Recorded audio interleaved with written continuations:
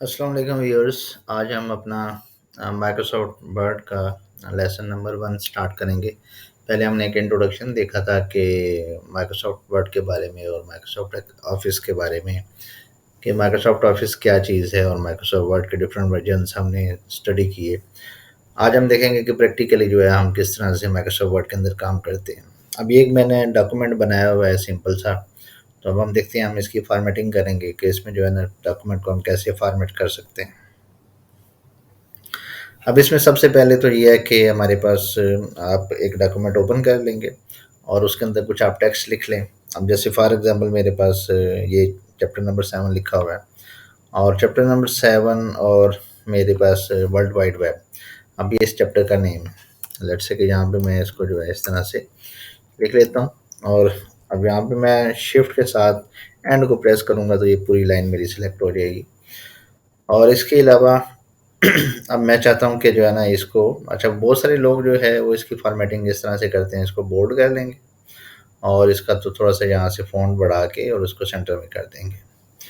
अब ये जो तरीका है ना ये गलत है, इस तरह से नहीं करना चाहिए। बाद में फॉर्मेटिंग में फिर आपको बहुत ज़्यादा मसाइल जो है वो उसका सामना करना पड़ेगा। तो इसको हम उसी जगह पे वापस ले जाते हैं और मैं कंट्रोल जेड करता हूँ तो वो अपनी हालत में ज़रा वापस आ जाएगा। अब प्रॉपर मेथड इसका क्या है कि ये आपके पास कुछ स्टाइल्स गिवन हैं, आप इसमें से कुछ स्टाइल चूज़ कर लें। जैसे अगर आप टॉप पे जो एक टाइटल देना चाहते हैं तो आप टाइटल का स्टाइल जो है यहाँ से चूज़ कर लें। अब ये हमारे पास जो है वो टाइटल जो है मैंने सेलेक्ट कर लिया। अगर मुझे इसका फ़ॉन्ट पसंद नहीं है या ये टाइटल जो है वो उसका थीम पसंद नहीं है तो उसको मैं चेंज भी कर सकता हूँ। यहाँ पे डिज़ाइन की ऑप्शन होती है हमारे पास। तो यहाँ पे आपके पास काफ़ी सारे टाइटल्स जो हैं और इस तरह से बहुत सारे थीम्स आपके पास गिवन है। आप इसमें से कोई सा भी थीम जो है वो सिलेक्ट कर लें और उसके अकॉर्डिंग जो है वो इसको एडजस्ट कर सकते हैं। लेट्स से अभी मैंने इस ये वाला जो थीम है वो 2010 ये वाला मैंने सेलेक्ट किया हुआ है।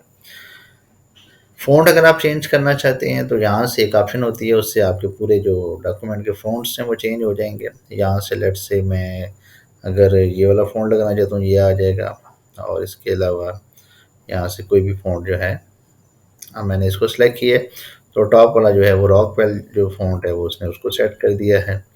और इसके अलावा जो है बाकी इसी तरह से अब मेरे पास जो फ़ॉन्ट सिलेक्टेड है वो है रॉकवेल, ये हेडिंग्स में आएगा और कैलिस्टो एम्प्टी जो फ़ॉन्ट है वो नॉर्मल टेक्स्ट आएगा मेरे पास। ठीक है जी। इस तरह से आप भी जो है वो यहाँ से कोई भी फ़ॉन्ट सेलेक्ट कर सकते हैं। कलर मेरे पास अभी ये ब्लू कलर स्कीम है तो अगर आप कलर स्कीम चेंज करना चाहते हैं तो वो यहाँ से आप कलर स्कीम भी चेंज कर सकते हैं। अभी देखें आपकी लाइन जो है ग्रीन हो गई है, फिर अभी जो है वो येलो हो गई है। फिर इसी तरह से आप डिफरेंट स्टाइल्स यहाँ से चूज़ कर सकते हैं। इसके अलावा फिर हमारे पास एक और ऑप्शन होती है, यहाँ पे थीम्स होते हैं। थीम्स में भी यहाँ पे आपके पास काफ़ी सारे ऑप्शंस होते हैं। ठीक है। और इसमें से भी बहुत सारे स्टाइल्स आपके पास थीम के गिवन हैं। तो आप कोई भी थीम का स्टाइल या कि इस यहाँ से भी आप जो है चलिए लेट्स से मैं थीम 2 सेलेक्ट कर देता हूँ। तो आप देखेंगे एक बड़ा ब्यूटीफुल फ़ॉन्ट हमारे पास सामने आ गया है। तो इसी तरह से आपके पास यहाँ पे और भी थीम्स काफ़ी सारे अवेलेबल होते हैं। तो यहाँ से कोई भी थीम आप सेलेक्ट करके तो लेट्स से चलिए अभी मैं इसी को अप्लाई कर देता हूँ। तो ये अप्लाई आपका थीम जो है हो जाएगा। अच्छा इसमें ये थोड़ी बहुत चेंजिंग आप कर सकते हैं। लेट्स से कि इसको बोल्ड कर लें। ठीक है तो ये थोड़ा सा बोल्ड हो जाएगा। तो अब ये जो मेरी मेन हेडिंग है वो सेट होगी।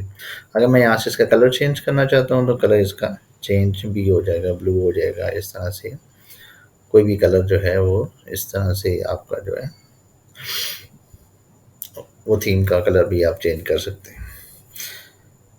तो ये एक थोड़ी सी बेसिक फॉर्मेटिंग है जिसके थ्रू आप अपने डॉक्यूमेंट का जो है थोड़ा स्टाइल चेंज कर सकते हैं। अब आप यहाँ पे अगर देखें तो ये आपके पास स्टाइल्स जितने भी हैं उसी तरह ब्लू आ गए और इसके अलावा इसका फ़ॉन्ट भी वही सेट हो गया जो आपने वहाँ से सेट किया था। अब आपके पास एक और हेडिंग है शॉर्ट क्वेश्चंस की। अब शॉर्ट क्वेश्चन को मैं हेडिंग 1 दे देता हूँ। तो इस पे मैं हेडिंग 1 अप्लाई कर देता हूँ। अब आप ये देखें इस हेडिंग के दरमियान और इस लाइन के दरमियान में गैप काफ़ी है। मैं चाहता हूँ ये गैप थोड़ा सा कम हो जाए तो आप यहीं पे कर्सर रखें और इसमें लेआउट के ऑप्शन में चले जाएं। यहाँ पे ये आपके पास बिफोर स्पेसिंग में बिफोर आ रहा है। ये बिफोर पैरा ये असल में पैराग्राफ स्पेसिंग है कि वो जो है ना इसको पैराग्राफ कंसिडर करता है। तो बिफोर पैराग्राफ का मतलब है पैराग्राफ से ऊपर की स्पेसिंग। तो ये वाली जो स्पेस है ये बिफोर पैराग्राफ स्पेसिंग होगी। इसको मैं कम कर लेता हूँ, 18 या 12 कर लेता हूँ। अब ये देखें ये स्पेसिंग थोड़ी सी कम हो गई है। तो इस तरह से आप स्पेसिंग भी जो है उसको रिड्यूस कर सकते हैं। कई लोग क्या करते हैं कि यहाँ पे एंटर प्रेस कर देंगे, अब एंटर से भी स्पेसिंग बहुत ज़्यादा आ जाती है। तो ये बेहतर तरीका है कि आप लेआउट में जाके आप यहाँ से और भी कम कर सकते हैं, ज़ीरो भी कर सकते हैं इसको।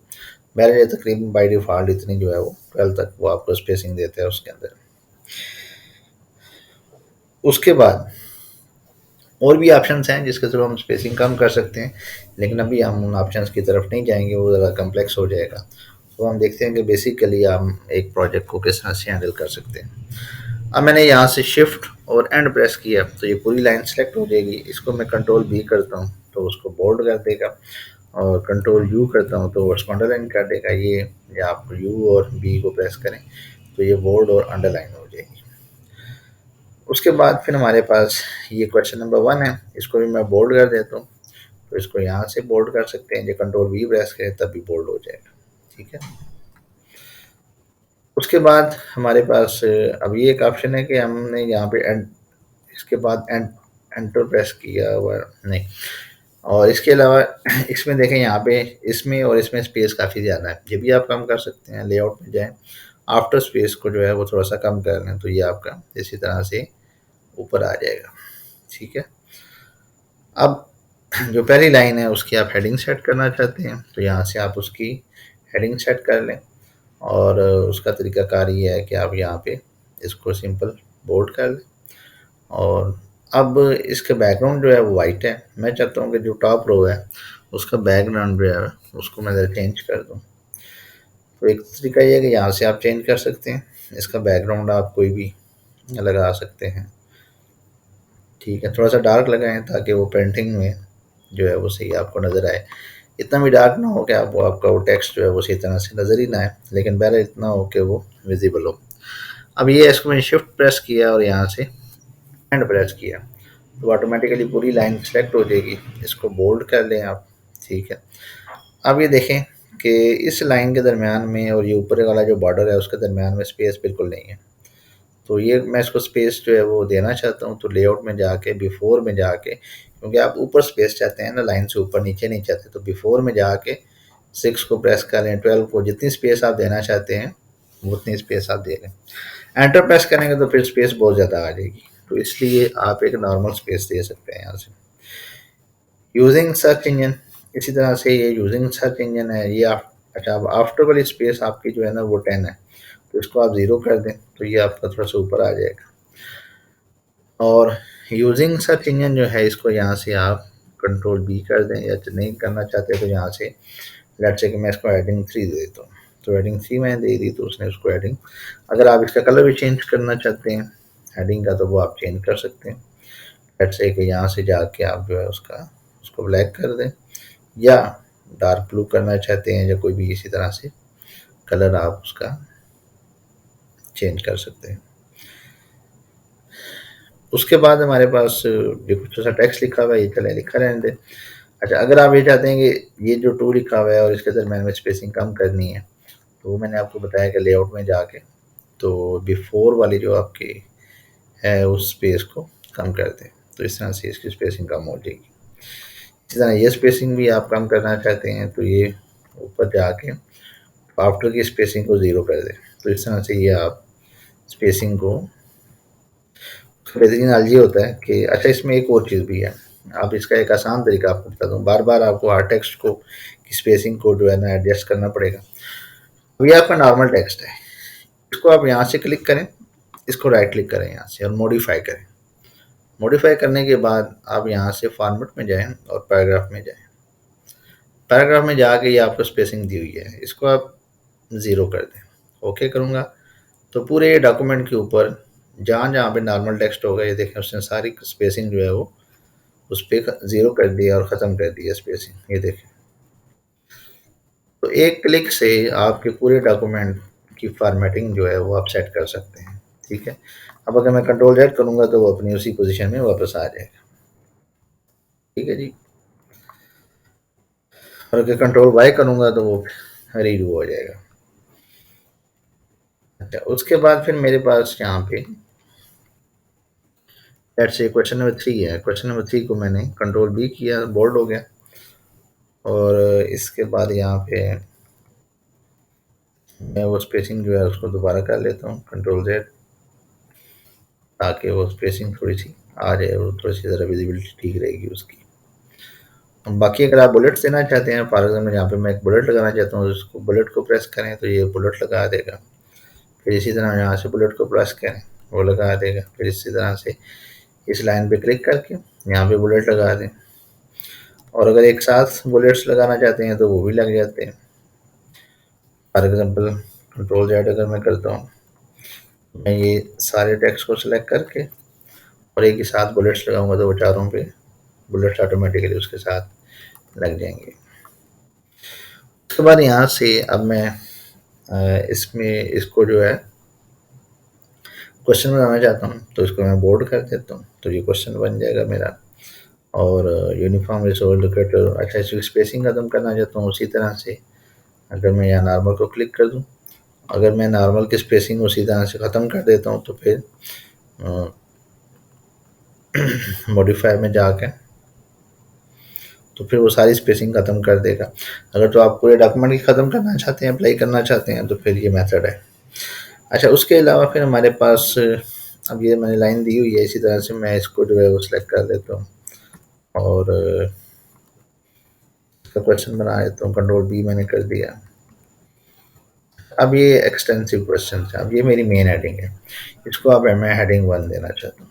ठीक है, हेडिंग 1 जो ही मैं दिया तो वो उसको नीचे ले गया, क्योंकि उससे पहले उसकी स्पेसिंग काफ़ी ज़्यादा, मैं स्पेसिंग यहाँ से कम भी कर सकता हूँ।